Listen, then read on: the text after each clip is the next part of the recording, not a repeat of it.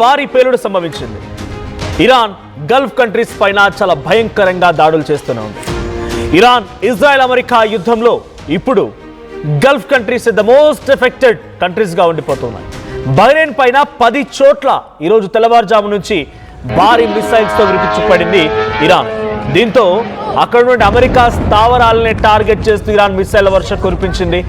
ఈ స్థావరాల్లో 10 చోట్ల భారీగా మంటలెగిసిపడ్డాయి.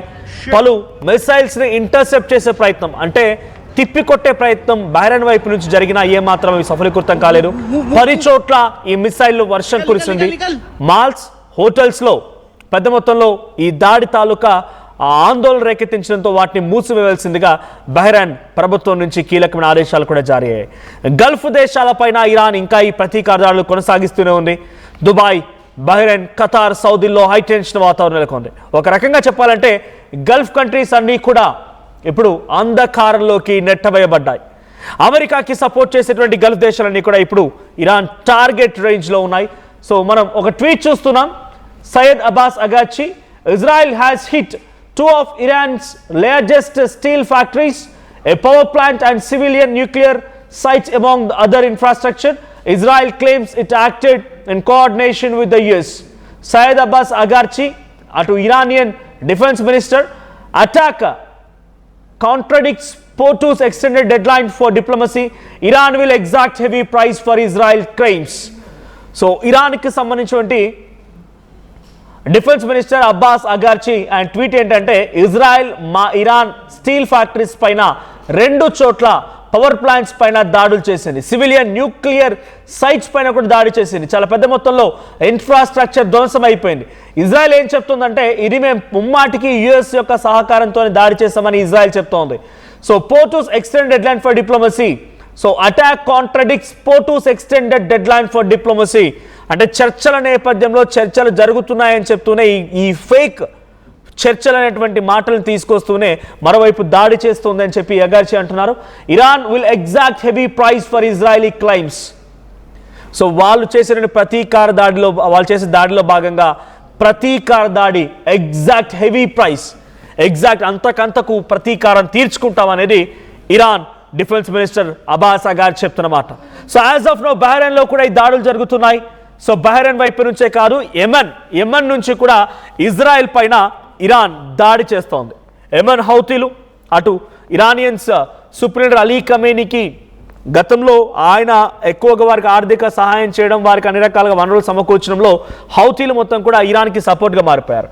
సో యెమెన్ నుంచి ఇప్పుడు ఇజ్రాయెల్పై దాడి జరుగుతోంది. నాట్ ఓన్లీ ఫ్రమ్ ఇరాన్ దగ్గర నుంచే కాదు, గల్ఫ్ కంట్రీస్ దగ్గర ఇరాన్కి స్థావరాలు ఉన్నాయి. ఆ స్థావరాల నుంచే ఇప్పుడు ఇజ్రాయెల్ని ఎక్కుపెట్టి దాడి చేస్తోంది ఇరాన్. సో ప్రజెంట్ బహ్రెయిన్ పై కూడా దాడి చేసేది. చాలా చిన్న దేశం బహ్రెయిన్ అనేది, చాలా చిన్న దేశం. ఆ దేశంలో 10 చోట్ల మిసైళ్ల వర్షం కురిసింది.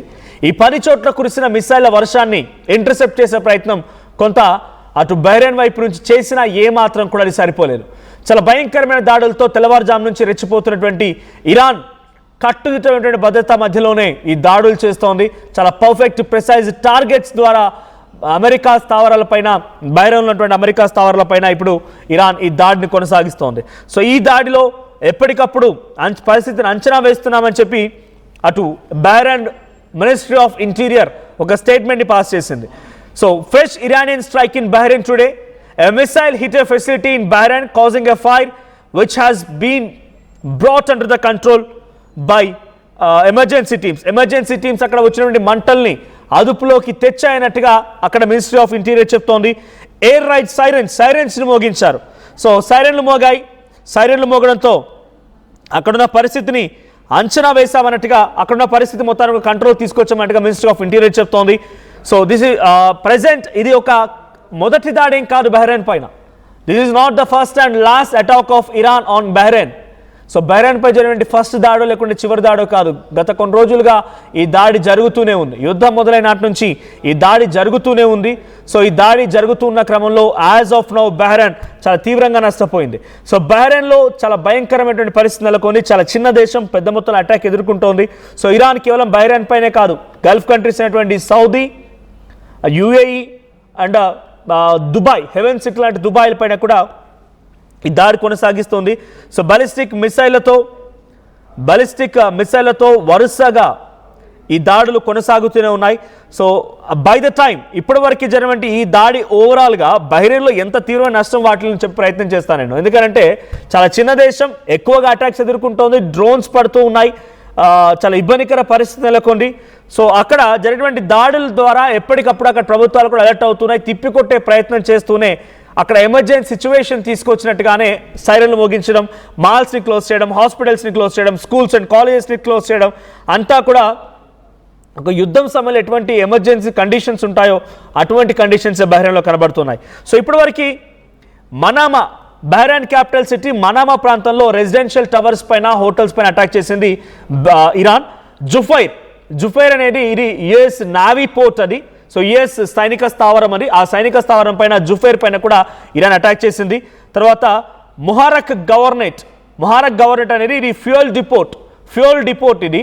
అక్కడ ఎయిర్పోర్ట్ దగ్గర ఉండేటువంటి ఫ్యూయల్ డిపోర్ట్, అక్కడ కూడా అటాక్ జరిగింది. దీని కారణంగా ఎయిర్పోర్ట్ కూడా పాక్షికంగా ధ్వంసమైంది. సో మినా సల్మాన్ పోర్ట్, ఇది ఒక oil tanker and infrastructure port, అది కూడా ధ్వంసమైపోయింది. మినా సల్మాన్ పోర్ట్తో పాటుగా సిట్రా బాప్కో రిఫైనరీ జోన్, ఈ బాప్కో రిఫైనరీ జోన్ అనేది గల్ఫ్ కంట్రీస్లో ఉన్నటువంటి ఒక కీలకమైన one of the most important refinery energy facility, అది ఆయిల్ అండ్ ఎనర్జీ ఫెసిలిటీ, అది కూడా ఇరాన్ అటాక్లో కొంత ధ్వంసమైపోయింది. తర్వాత Maameer industrial area, factories and warehouses ఉన్నాయి, అక్కడ కూడా దాడి జరిగింది. సో ఈ లొకేషన్స్లో యుఎస్ నావల్ బేస్ పోర్ట్స్ ఉన్నాయి, ఎయిర్పోర్ట్స్ ఉన్నాయి, రిఫైనరీ స్టేషన్స్ ఉన్నాయి, డిస్టిలేషన్స్ ప్లాంట్స్ ఉన్నాయి, తర్వాత రెసిడెన్షియల్ టవర్స్ ఉన్నాయి. సో ఇప్పటి వరకు జరిగిన ఓవరాల్ దాడిలో కేవలం బహ్రెయిన్ దేశం మాత్రమే 650 కోట్ల రూపాయల ఇన్ఫ్రాస్ట్రక్చర్ని కోల్పోయింది. ఆ తర్వాత 2000 పైచిలకు కోట్ల ఎక్స్పోర్ట్ అండ్ ఇంపోర్ట్ కారణంగా ఫైనాన్షియల్ లాస్ ఏర్పడింది. అంటే ఓవరాల్గా ఇన్ఫ్రాస్ట్రక్చర్, మ్యాన్ పవర్, ఫెసిలిటీస్ అన్నీ కలగలిపితే 4200 కోట్ల రూపాయల తీవ్రమైన నష్టం వాటిల్లింది బహ్రెయిన్ దేశంలో అన్నట్టుగా అఫీషియల్ డాక్యుమెంట్ ద్వారా తెలుస్తోంది. సో టోటల్ 2026 వార్లో సుమారుగా 8000 కోట్ల రూపాయల oil and refinery damage, military air base సంబంధించి 3000 కోట్లు, సివిలియన్కి సంబంధించి 1500 నుంచి 3000 కోట్లు, పోర్ట్స్ అండ్ షిప్పింగ్ సంబంధించి 5000 కోట్లు. అంటే ఇవన్నీ అంచనా వేస్తే మొత్తం కలిపితే 30,000 నుంచి 50,000 కోట్ల రూపాయల నష్టం వాటినట్టు తెలుస్తోంది. సో లాస్ట్ 1.5 అవర్ నుంచి, అంటే నేను చెప్పేటువంటి ఈ వార్త నుంచి లాస్ట్ 1.5 అవర్ నుంచి మిసైల్ వర్షం కురిసింది. బహ్రెయిన్ డిఫెన్స్ అలర్ట్ అయిపోయింది, సైరన్స్ యాక్టివేట్ చేసింది, ఇంటర్సెప్ట్ చేసే ప్రయత్నం చేసింది. సో ఫెసిలిటీస్ మొత్తాన్ని కూడా ధ్వంసం చేసే ప్రయత్నం చేసింది. భారీగా మంటలు ఎగిసిపడ్డాయి. ఆ మంటలు మొత్తాన్ని కూడా అదుపులోకి తీసుకొచ్చే ప్రయత్నం మినిస్టర్ ఆఫ్ ఇంటీరియర్ ప్రయత్నం చేసినట్టుగా ట్వీట్ కూడా ఉంది. సో ఒకసారి నా కొలీగ్ కళ్యాణ్ జాన్ అవుతారు నాతో పాటుగా. బహ్రెయిన్లో ఇంతటి స్థాయి నష్టం, బహ్రెయిన్ అనేది చాలా చిన్న దేశం, ఇంతటి స్థాయి నష్టం జరుగుతుంది అని ఎవరు ఊహించలేదు. ఈజీ టార్గెట్ అయిపోయింది ఇరాన్కి బహ్రెయిన్ అనేది. కళ్యాణ్, బహ్రెయిన్ పైన వరుస అటాకులు జరుగుతూ ఉన్నాయి. 30,000 నుంచి 50,000 కోట్ల రూపాయల నష్టం కేవలం ఒక చిన్న దేశమైనా చాలా తీవ్రంగా నష్టపోయింది. సో ఈ బిగ్గెస్ట్ ఫైనాన్షియల్ లాస్తో పాటుగా ఇప్పుడు ఇంకా అటాక్స్ జరుగుతూనే ఉన్నాయి, ప్రాణ నష్టం జరుగుతూనే ఉంది. సో ఈ అటాక్ ఎలా చూడాలి? ఇంకా ఇరాన్ ఏ స్థావరాలపై అటాక్ చేసే అవకాశం ఉంది? రైట్ మనోజ్, మనం చూస్తే ఇటు బహ్రెయిన్ని ఎక్కువ ఫోకస్ చేస్తుంది ఇరాన్ అని చెప్పుకోవచ్చు. ప్రస్తుతానికి చేసిన రీసెంట్ ఆపరేషనల్ వేవ్స్, అంటే మిసైల్ అటాక్స్ ఏవైతే జరిగినాయో అవన్నీ ఇటు బహ్రెయిన్నే ప్రైమరీగా ఫోకస్ చేస్తున్నాయి. అలాగే గల్ఫ్ కంట్రీస్ ని కూడా ఫోకస్ చేస్తున్నాయి. ఒక రకంగా ఇటు బహ్రెయిన్ కి సంబంధించి ఒకసారి డీటెయిల్ చెప్పే ప్రయత్నం చేస్తా. అమెరికాకి సంబంధించిన fifth fleet head quarters Manama అనే ప్లేస్ ఏదైతే ఉందో ఆ ప్లేస్లో అమెరికాకు సంబంధించిన 5th ఫ్లీట్ హెడ్ క్వార్టర్స్ అది. ఆ హెడ్ క్వార్టర్స్లోని ఆ నావల్ బేస్ని, అలాగే జుఫైర్, మీరు చెప్పినట్టు జుఫైర్ డిస్టిక్ ఏదైతే ఉందో ఆ జుఫైర్ డిస్టిక్లో ఇటు ఇరానియన్ డ్రోన్స్ అలాగే మిసైల్స్తోని మొత్తానికైతే స్ట్రైక్స్ చేసినట్టు తెలుస్తుంది. దానికి సంబంధించిన విజువల్స్ని మనం చూస్తున్నాం స్క్రీన్ పైన. ఇటు దట్టమైన పొగ ఎగిసి పడుతున్న ఆ విజువల్స్ అన్ని కూడా అక్కడవే. అలాగే షేక్ ఇసా ఎయిర్ బేస్, ఇటు అమెరికా అలాగే బహ్రెయిన్కి సంబంధించిన జాయింట్ ఎయిర్ బేస్ అని చెప్పొచ్చు. ఇక్కడ MQ-9 అంటే అన్మాన్డ్ ఏరియల్ వెహికల్స్, డ్రోన్స్ అన్నమాట. ఆ డ్రోన్స్ కి సంబంధించిన హ్యాంగర్స్, అలాగే శాటిలైట్ కమ్యూనికేషన్ సిస్టమ్స్, అలాగే అమెరికాకి సంబంధించిన డిఫెన్స్ లాజిస్టిక్స్ కి సంబంధించిన హబ్స్, అలాగే మ్యూనిషన్స్, ఇవన్నీ కూడా అమెరికా అలాగే బహ్రెయిన్ జాయింట్ ఆపరేషన్ ఒకటి. ఇంకొకటేమో అమెరికా ఫిఫ్త్ ఫ్లీట్కి సంబంధించిన హెడ్ క్వార్టర్స్, వీటినే ప్రధానంగా టార్గెట్ చేస్తూ ఇరాన్ మిసైల్స్ని స్ట్రైక్ చేసింది. ఇరాన్ మీద చేసిన దాడికి ఒక పక్కన పీస్ కావాలి, పీస్ డీల్ కావాలి, సీజ్ ఫైర్ కావాలి, ఒక 10 days సీజ్ ఫైర్ అంటూ అమెరికా ఒక మాటలు చెప్తూనే వస్తుంది, ప్యారలల్గా స్ట్రైక్స్ చేస్తుంది. దానికి రెస్పాన్స్ ఇస్తూ ఇటు ఇరాన్ ఈ స్ట్రైక్స్ ని చేసినట్టు తెలుస్తుంది. మరో పక్కన ఇటు మొహరక్ ఐలాండ్ అలాగే ఏవియేషన్ ఇన్ఫ్రాస్ట్రక్చర్, ఇక్కడ డ్రోన్స్ తోని అటాక్ చేసింది. ఆ డ్రోన్స్ తోని ఒక మేజర్ ఫెసిలిటీ దట్టమైన మంటలలో మొత్తానికైతే అది ప్రస్తుతానికి ఆ మంటలతో నిండిపోయినట్టు ఉన్న సిచ్యువేషన్ చూస్తున్నాం. మరో పక్కన ఇటు మొహరక్ ఐలాండ్ ఏదైతే ఉందో అది బెహ్రెయిన్ ఇంటర్నేషనల్ ఎయిర్పోర్ట్ పక్కనే ఉంటుంది. సో అక్కడ జెట్ ఫ్యూయల్ ట్యాంక్స్ ఇవన్నీ అంటే ఫ్లైట్స్ లో యూజ్ చేసే ఫ్యూయల్ కి సంబంధించిన ట్యాంక్స్ ఇవన్నీ కూడా అక్కడే ఉంటాయి. సో అక్కడనే అటాక్ చేసింది. దాంతోపాటు ఈ డ్రోన్స్ ని అలాగే ఈ మిసైల్స్ ని వీటికి సంబంధించి వీటిని బెహ్రెయిన్ లో ఉన్న ఎయిర్ డిఫెన్స్ సిస్టమ్ వాటిని న్యూట్రలైజ్ చేయడానికి ట్రై చేసినప్పుడు ఆ న్యూట్రలైజ్ చేసే క్రమంలో ఆ డ్రోన్స్ కి సంబంధించిన విడిభాగాలు, ఆ మిసైల్స్ ని డ్రోన్స్ కి సంబంధించిన విడిభాగాలు రెసిడెన్షియల్ బిల్డింగ్స్ పైన పడ్డాయి. ఇరా వ్యూస్ టవర్ అనే ఆ విజువల్లీ మనం చూస్తున్నాం, రైట్ సైడ్ బాక్స్ లో కనిపించే ఆ బిల్డింగే ఇరా వ్యూస్ టవర్. అలాగే కొన్ని హాస్పిటాలిటీకి సంబంధించిన సెంటర్స్, క్రౌన్ ప్లాజా, మనామాలో ఉన్న క్రౌన్ ప్లాజా, ఇలాంటి ప్లేసెస్ లో ప్రస్తుతానికి దాడులు జరిగినట్టు తెలుస్తుంది. మరో పక్కన బెహ్రెయిన్ లో అమెజాన్ వెబ్ సర్వీసెస్ కి సంబంధించిన డేటా సెంటర్స్ ఏవైతే ఉన్నాయో ఆ డేటా సెంటర్స్ పైన కూడా ఈ శకలాలు పడ్డట్టు తెలుస్తుంది. Multiple physical disruptions and power outages. మొత్తానికి అయితే పవర్ ఈ అమెజాన్ వెబ్ సర్వీసెస్ కి సంబంధించిన డేటా సెంటర్స్ కి ప్రస్తుతానికి పవర్ లేని సిచ్యువేషన్. దానివల్ల ఇప్పుడు అమెజాన్ వెబ్ సర్వీసెస్ ఆ కంపెనీ కూడా ఆ క్లయింట్స్ కి సంబంధించిన వర్క్ లోడ్స్ ని మిగతా అంటే ప్రపంచంలో ఉన్న మిగతా డేటా సెంటర్స్ కి షిఫ్ట్ చేసిన పరిస్థితి నెలకొంది. ఒక రకంగా బెహ్రెయిన్ లో పవర్ కట్స్ కొంత ఎదుర్కొంటున్నారు అక్కడ. మరో పక్కన బెహ్రెయిన్ డిఫెన్స్ అలాగే సివిల్ రెస్పాన్స్ ఏమంటుందంటే బెహ్రెయిన్ చాలా క్లియర్ గా ఎస్కలేషన్ ఎక్కువ ఈ మధ్య ఇరాన్ బెహ్రెయిన్ నే ఎక్కువ ఫోకస్ చేస్తుంది అంటూ అలాగే బెహ్రెయిన్ డిఫెన్స్ ఫోర్సెస్ రిపోర్ట్స్ వస్తున్నాయి. 154 బెలిస్టిక్ మిసైల్స్ ని ఇరాన్ పంపించిందంట. 154 బెలిస్టిక్ మిసైల్స్ అలాగే 350 డ్రోన్స్ తోని ఇరాన్ ని అటాక్ ఇటు బెహ్రెయిన్ ని ఇరాన్ అటాక్ చేసింది. వాటన్నిటిని ఎదుర్కొనే ప్రయత్నం బెహ్రెయిన్ డిఫెన్స్ ఫోర్సెస్ చేసినట్టు తెలుస్తుంది. మరోపక్కన మినిస్ట్రీ ఆఫ్ ఇంటీరియర్ మీరు చెప్పినట్టు has repeatedly activated air raid sirens. So continuous గా మిసైల్స్ వస్తున్నాయి అంటూ ఇటు సైరన్స్ ని మోగించి రెసిడెంట్స్ అందరినీ ఇంటి పట్టే ఉండేలాగా, ఇండోర్స్ లో ఉండేలాగా, అలాగే మిలిటరీ ఆపరేషన్స్ ని కొనసాగించేలాగా ప్రజలు ఎవరైతే ఉన్నారో సివిలియన్స్ వాళ్ళందరూ కూడా ఇటు సేఫ్ జోన్స్ లో షెల్టర్ తీసుకోవాలంటూ ఎప్పటికప్పుడు ఎయిర్ రైడ్ సైరన్స్ ని మోగించారు. మరో పక్కన ఒక్కసారి మనం చూస్తే కనుక బెహ్రెయిన్ తో పాటు ఇటు గల్ఫ్ దేశాలన్నింటినీ కూడా ఒక్కసారిగా 10 డిఫరెంట్ లొకేషన్స్ అని చెప్పుకోవచ్చు, 10 డిఫరెంట్ లొకేషన్స్ గల్ఫ్ కంట్రీస్ కి సంబంధించి వాటన్నిటిని కూడా ప్రస్తుతానికి ఇరాన్ టార్గెట్ చేస్తుంది. అమెరికా ఏదైతే ఒక సీజ్ ఫైర్ కోసం 10 రోజుల వ్యవధి కావాలి, 5 రోజుల వ్యవధి కావాలి అంటూ చెప్పిన మాటలని పక్కన పెట్టి ఇరాన్ మీద చేస్తున్న దాడులకి ప్రతీకార దాడులే ఇవి అంటూ కూడా ఇటు ఫారెన్ మినిస్టర్, ఇరాన్ కి సంబంధించిన ఫారెన్ మినిస్టర్ అబ్బాస్ అరగాచి ఆయన చెప్పుకొచ్చాడు. Israel has hit 2 of Iran's largest steel factories, a power plant, a civilian nuclear site. So మొత్తం మీద ఇరాన్ లో ఉన్న స్టీల్ ఫ్యాక్టరీస్, ఒక పవర్ ప్లాంట్, వీటన్నిటిని టార్గెట్ చేసి అక్కడ ఇన్ఫ్రాస్ట్రక్చర్ ని ధ్వంసం చేసిన దానికి మేము రియాక్ట్ అవుతున్నాము. Attack coordinates ports extended deadline for diplomacy. Iran will exact heavy price for Israeli crimes. Israel చేస్తున్న ఈ క్రైమ్స్ అన్నిటికీ కూడా ఖచ్చితంగా ఎగ్జాక్ట్ లెవెల్లోనే మేము ఖచ్చితంగా రెస్పాండ్ అవుతామంటూ కూడా ఇటు అబ్బాస్ అరగాచి ఇరాన్ ఫారెన్ మినిస్టర్ చెప్పుకొచ్చే ప్రయత్నం చేస్తారు. ఒక పక్కన జేడీ వ్యాన్స్ నెతన్యాహుకి చాలా క్లియర్ గా ఎట్టి పరిస్థితుల్లో కూడా మనం ల్యాండ్ అటాక్ చేసి ఇరాన్ని గెలవలేని పరిస్థితి. ఇటు గతంలో ఆఫ్ఘనిస్తాన్ అలాగే ఇరాక్ లో 2001, 2003 ఇరాక్ లో ఏదైతే యుద్ధాల్లో అమెరికా నష్టపోయిందో అలాంటి నష్టం మాకు అవసరం లేదు, వద్దు.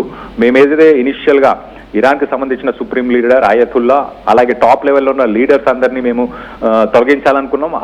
ఆ మిషన్ మాది అయిపోయింది. ఇప్పుడు ఇరాన్ తో పీస్ డీల్ కి వెళ్ళాలనుకుంటూ ఇటు అమెరికా ఇంట్రెస్ట్ చూపిస్తుంది. కానీ నెతన్యాహు మాత్రం ఇటు ఇజ్రాయెల్ కి సంబంధించిన నెతన్యాహు మాత్రం ఏ మాత్రం కాంప్రమైజ్ అయ్యే సిచ్యువేషన్ లేదు. గతంలో ఇటు ఇరాన్ లో ఉన్న న్యూక్లియర్ ఫెసిలిటీస్ కానీ అక్కడ ఉన్న ఆయిల్ రిఫైనరీస్ ని టార్గెట్ చేయొద్దంటూ అమెరికా చెప్పినా కూడా నెతన్యాహు వినకుండా వాటిని టార్గెట్ చేయడం, వాటిపైన మిసైల్స్ ని వదలడం, వాటన్నిటికీ ఇప్పుడు ఇరాన్ రెస్పాండ్ అవుతూ గల్ఫ్ దేశాలకి నీరు ప్రస్తుతానికి కరెంటు లేకుండా చేసింది. రానున్న కొన్ని రోజుల్లోనే డీసాలినేషన్ ప్లాంట్స్ అన్నింటినీ కూడా టార్గెట్ చేసే అవకాశం ఉంది. అలాగే అమెరికాకు సంబంధించిన ఏవైతే ఐటీ కంపెనీస్, గల్ఫ్ దేశాల్లో ఐటీ కంపెనీస్ ఏవైతే ఉన్నాయో ఎన్విడియా కావచ్చు, అమెజాన్ కావచ్చు, గూగుల్ కావచ్చు, మైక్రోసాఫ్ట్, ఇలాంటి కంపెనీస్ లిస్ట్ వాటి కోఆర్డినేట్స్, ఆ ఆఫీసెస్ ఎక్కడెక్కడ ఉన్నాయి, వాటి లిస్ట్ అంతా కూడా ప్రస్తుతానికి ఇరాన్ దగ్గర ఆ లిస్ట్ అంతా ఉంది. ఏ నిమిషమైనా వాటిని కూడా నెక్స్ట్ టార్గెట్ చేసే అవకాశం ఉంది అనొచ్చు.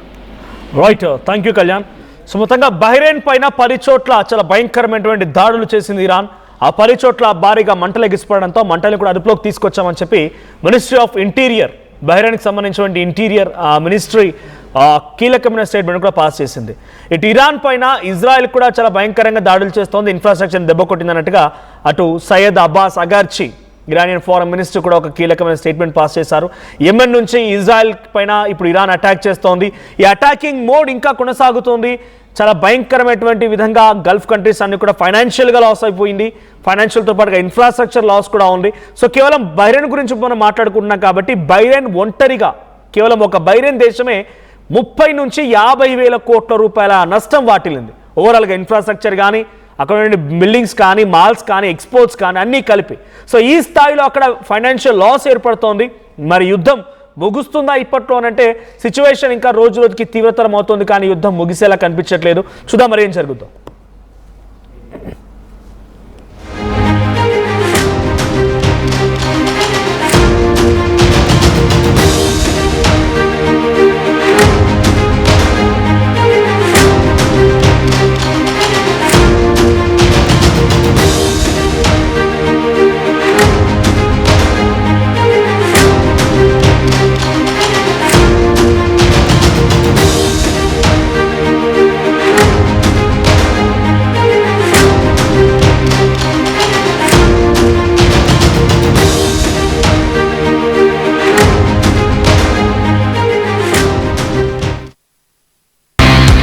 At KLA, we help you not only gain knowledge, but also experience it.